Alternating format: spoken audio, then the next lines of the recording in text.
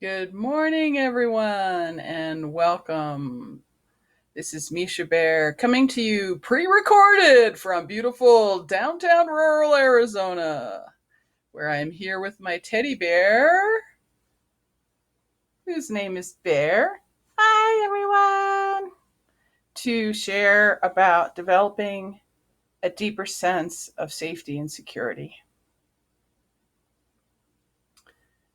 So, to quote Michael Brown, structure provides stability, and stability provides safety.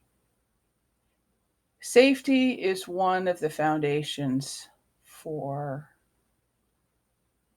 having a sense of security, being able to respond to life circumstances skillfully. In other words, to be able to cope well. I'm going to take off my professor's hat since it's obviously not working at the moment.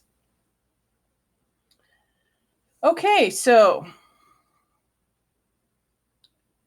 for folks living with chronic illness or disability or both, one of the factors that can be particularly problematic is a cycling that's called relapsing remitting.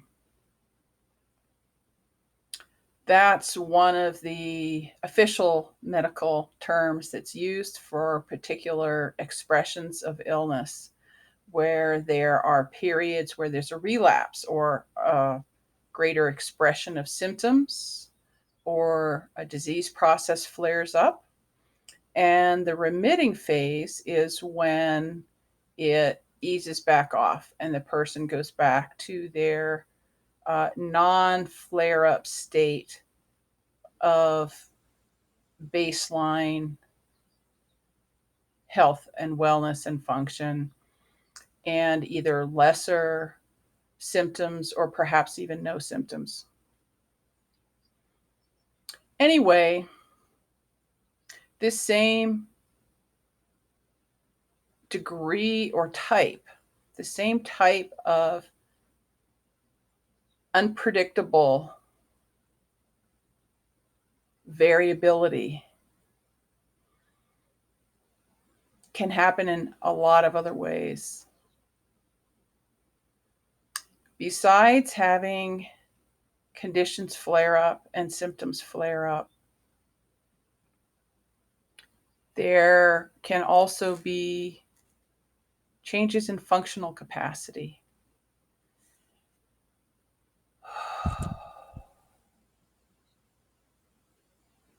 It's one of the components of the conditions I live with that I find particularly challenging.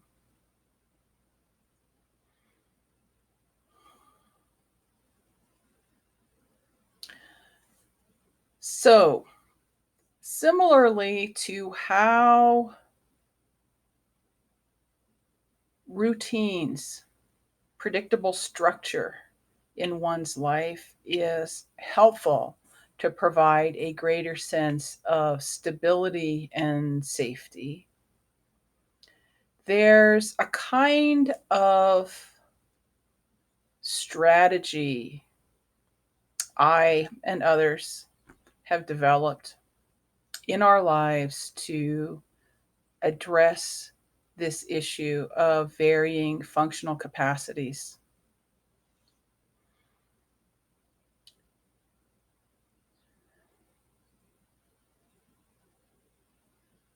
Lately, I've noticed, because there's so much uncertainty, unpredictability, and rapid change going on in society right now, and in basic functions like how to get groceries, getting medications, how to help protect my own health and the health of others, how to interface with all of this changing, very rapidly changing uh, structures. They're actually in the process of transition. So, yeah, transitional states. There's a lot of ungroundedness as a natural part of that. Anyway, I'm getting off topic. Okay, so what I wanted to share about is this sense of the strategy or framework of thinking of structures or routines in my life as a form of continuity and consistency as the factors that I'm going for. Generally, I find that trying to do anything as a daily routine on a routine basis is challenging. I never know how much sleep I'm going to get, the quality of the sleep, and the state in which I'm going to wake up physically and emotionally and cognitively. And I'm also not able to predict how a day is going to flow in terms of all my functions, energy levels, when I'm going to need sleep or rest, how much sleep or rest that might take. So I have to limit the numbers of things I'm attempting to do consistently on a daily basis. So for me, that is more focused around things like taking medications at particular times, uh, eating meals in approximately uh, consistent times at a targeted general time with a certain amount of leeway. I have to build in flexibility in all these things, including taking medications, a reasonable amount of flexibility. Otherwise, life just becomes too regimented. So, here's a good example. It has not worked for me for many years to try to brush my teeth when I get up in the morning and when I go to bed at night, because those factors have been so variable, particularly the going to bed at night. There are times that I lay down for rest in the afternoon in my clothes, and that's it for the rest of the day and the rest of the night. Um, so I needed to change where I tied oral hygiene care, what activities I tied it to. So rather than getting up and going to sleep, I now tie it to after eating. That way, I know it's been done. Anywho, back to the focus. So, continuity and consistency over time. So, rather than trying to do everything on a daily basis, I aspire toward meditation of some form every day, for example. Yet, it's not possible for me to do it every day. Many days there's more basic care than is possible to do. So, one of my strategies is to keep a log where I simply check off each day what I've done. And in some cases, I write down the time of when I've done it. That way, I don't have to remember whether or not I've done this routine thing. It's like locking the front door. Do you remember whether you've done it or not? It can become so automatic. It's been done so many times. So this way, I can look back over time and say, okay, so 5 days this week I meditated. Or, 7 days this week. And okay, that day there were 2 sessions of meditation. So while it's not necessarily a daily routine, I find continuity and consistency in that. Rather than using that as a form, as an opportunity to criticize myself for not doing something consistently enough, I think of it like beads on a string. So each time I meditate, for example, that's another bead. And then here's another bead, here's another bead, here's another bead. And they're all connected through time. Even if sometimes there's areas where there's more string, another bead, a little bit of string, another bead. Um, while it might be ideal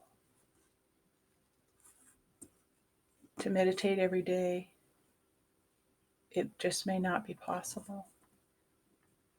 And similarly with other things like exercising, stretching,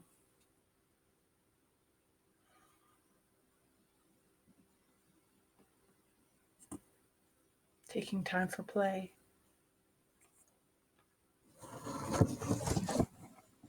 I think I maybe just messed up the sound. Okay, amateur recording here.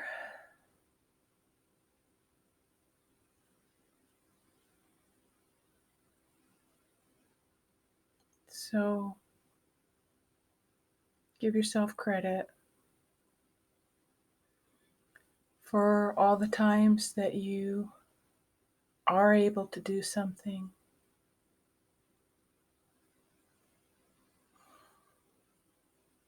It really does make a difference. Something is often better than nothing. And while with things like physical exercise, the pattern of the weekend warrior, where there's lots of sedentary periods through the week, and then a lot of intense physical activity on the weekend, is a non ideal way of building or maintaining physical fitness. Trying to come up with an analogy here. Not sure if that works.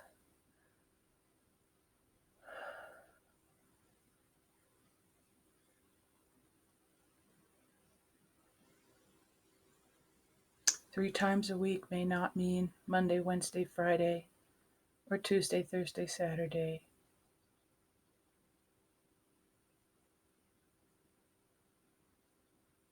Part of it is what it comes down to is what's the best I can do.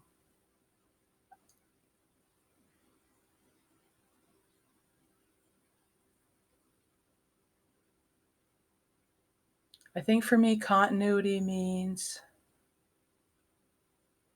continuing to act upon that toward which I aspire. So there's continuity over time. That's the string, the continuity. I suppose consistency would be more the beads are more evenly spaced on the string.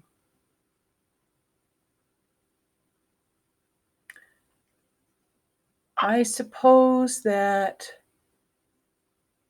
while there's a lot of things that I would prefer were possible to do on a daily basis,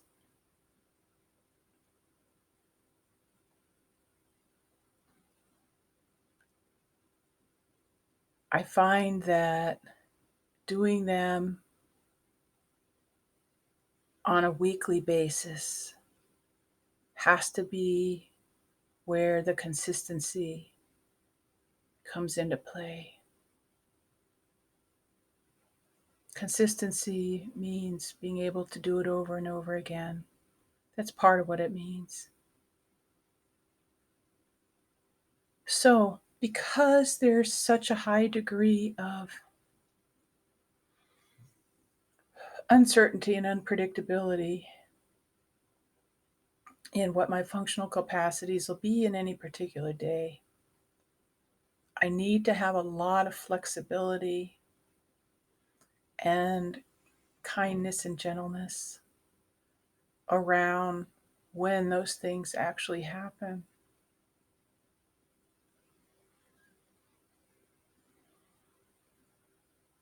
And because I need to have that broader net in which to encompass the activities I'm attempting to engage in, I have to reduce the number of things I'm trying to attempt and the level of the standard of performance that I'm hoping to attempt to fit within the framework of the general degree of predictability that exists.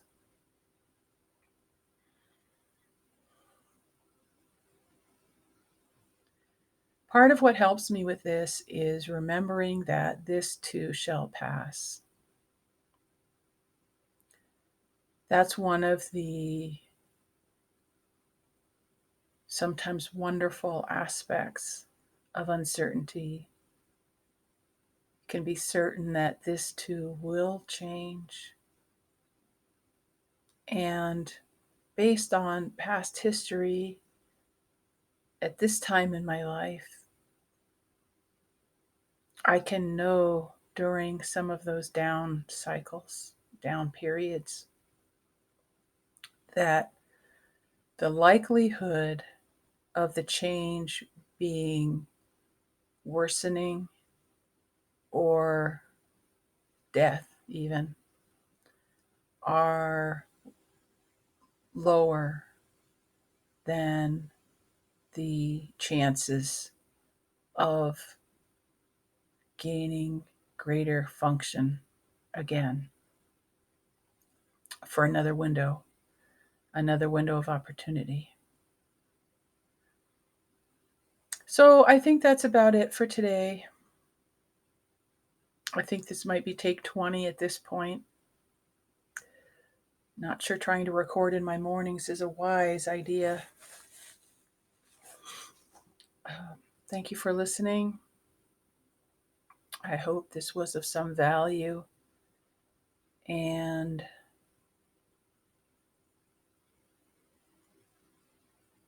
I wish you wellness and wholeness. Namaste.